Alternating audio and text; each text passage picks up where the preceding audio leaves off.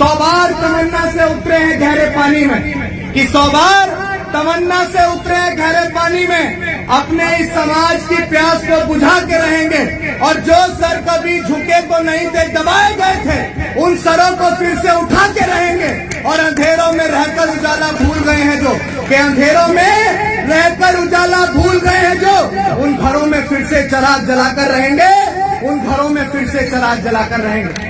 जो लोग ये कहते हैं कि डॉक्टर बाबा साहेब अम्बेडकर किसी एक जाति, किसी एक समुदाय के नेता हैं, या डॉक्टर बाबा साहेब अम्बेडकर ने किसी एक समुदाय के लिए काम किया है, तो मैं ऐसे लोगों को हरामखोर कहने का काम करूंगा।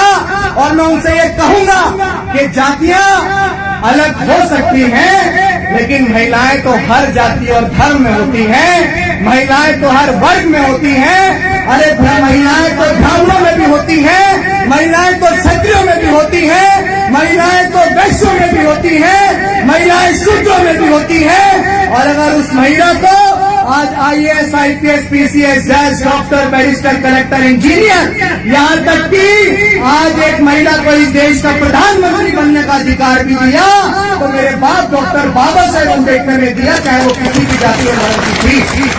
क्योंकि अभिषेक महज लोगों को इकट्ठा करने के लिए, या कोई भीड़ करने के लिए, या कोई जलसा करने के लिए समाज के बीच नहीं घूम रहा है। हम लोग इसलिए घूम रहे हैं कि समाज के नौजवानों को एक नई दिशा दे सके, और जिस संकल्प के साथ हम बाहर हैं उसको कर सकें। आज हम आपके बीच क्यों आए? 100 बार तमन्ना से उतरे हैं गहरे पानी में, कि 100 बार तमन्ना से उतरे हैं गहरे पानी में, अपने इस समाज की प्यास को बुझा के रहेंगे। और जो सर कभी झुके तो नहीं थे, दबाए गए थे, उन सरों को फिर से उठा के रहेंगे। और अंधेरों में रहकर उजाला भूल गए हैं जो, कि अंधेरों में रहकर उजाला भूल गए हैं जो, उन घरों में फिर से चिराग जलाकर रहेंगे, उन घरों में फिर से चिराग जलाकर रहेंगे। साथियों, आप सबको ये समझना पड़ेगा कि ये भारत का संविधान, जो इस देश में हमें शिक्षा का, स्वतंत्रता का और आजादी से जीने का अधिकार देता है, ये वो संविधान है जिस संविधान को बनाने से पहले डॉक्टर बाबा साहेब अम्बेडकर ने तमाम तरह के संघर्ष किए। मैं आप सबसे निवेदन करूंगा कि जितने भी साथी ध्यान से मेरी बात को सुने, वहीं यहाँ रुके। जो मेरी बात को नहीं सुने वो अपने घर चले जाएं, क्योंकि मुझे भेड़ चाल वाली भीड़ नहीं चाहिए।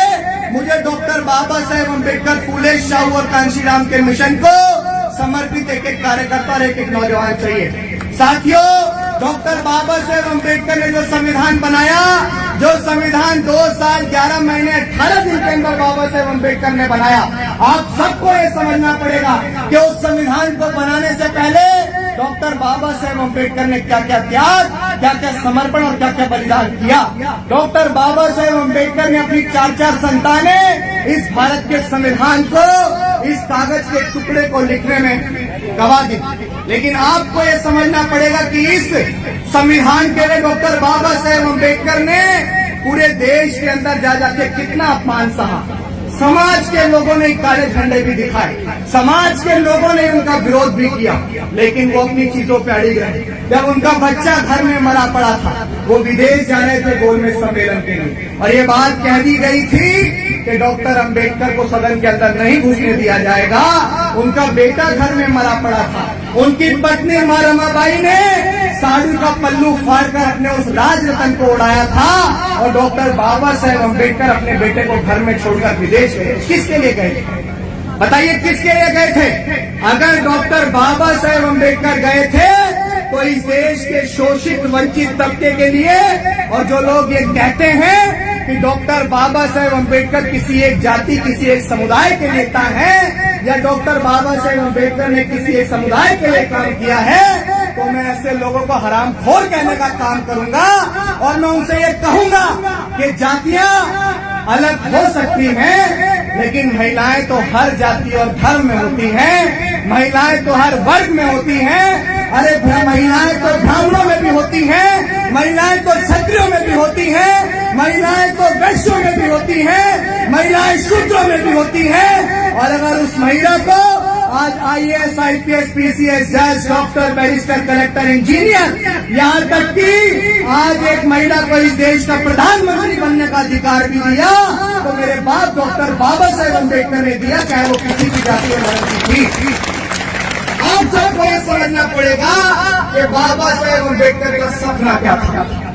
हाथ उठा के बताओ, जिस महापुरुष ने आपको मान सम्मान का जीवन देने के लिए अपनी 4 संतानें कुर्बान कर दी हैं, जो महापुरुष विदेश में पढ़ता हो लेकिन उसकी बीवी यहाँ देश में रहकर गोबर पाथती हो, दूसरों के घरों का झूठन मांझती हो और उसके बच्चे घर में बीमारी के कारण, कुपोषण के कारण, भूखमरी के कारण मर जाते हो, उस महापुरुष का क्या लालच रहा होगा?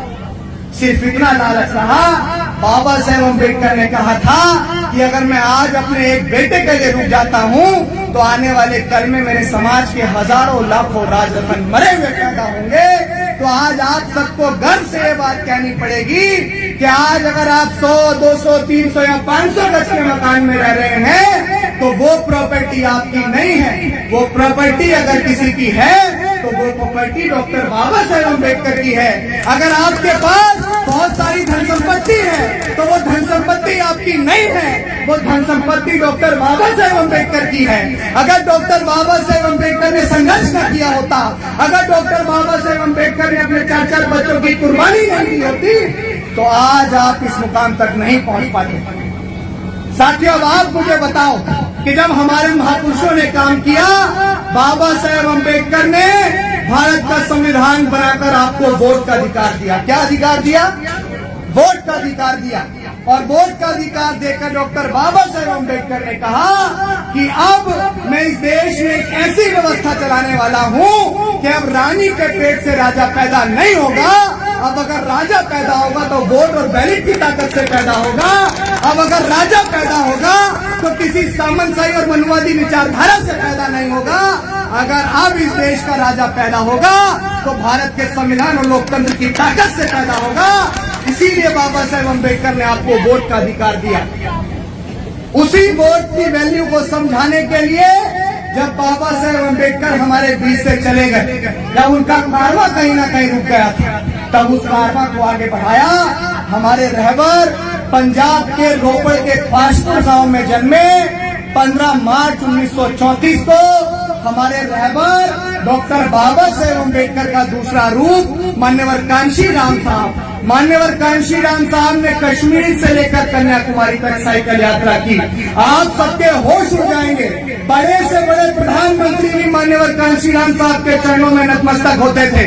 मान्यवर कांशी राम साहब वो शख्सियत है जब इस समाज के लोग राजनीति के राह को भी नहीं जानते थे, जब इस समाज के लोग डॉक्टर बाबा साहेब अम्बेडकर को भी नहीं जानते थे, जब उनके कारवा, उनके आंदोलन को भूल चुके थे।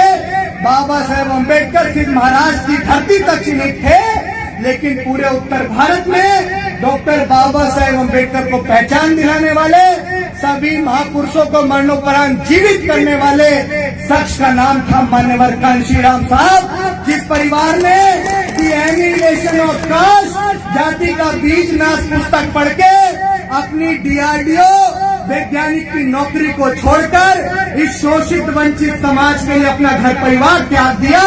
इस समाज के लिए आजीवन अविवाहित रहे, उन्होंने अपना घर परिवार छोड़ दिया और वो इस साइकिल से गांव गांव, गली गली, कूचे कूचे इस समाज को जगाने के लिए निकल गए। और मान्यवर कांशी राम साहब ने सबसे पहले बामसेफ बनाया, फिर मान्यवर कांशी राम साहब ने दलित शोषित समाज संघर्ष समिति DS4 बनाया, और फिर मान्यवर कांशी राम साहब ने, जिसने इस उत्तर प्रदेश के अंदर 4 बार सरकारें बनाई, मान्यवर कांशी राम साहब ने साल 1984 को 14 अप्रैल को बहुजन समाज पार्टी का निर्माण किया। और उस बहुजन समाज पार्टी ने इसी उत्तर प्रदेश के अंदर, मैं ये बात आपको कुछ नजमों के साथ कहूंगा, चूंकि देश में समाज के लोग बहुजन शायर के नाम से मुझे जानते हैं।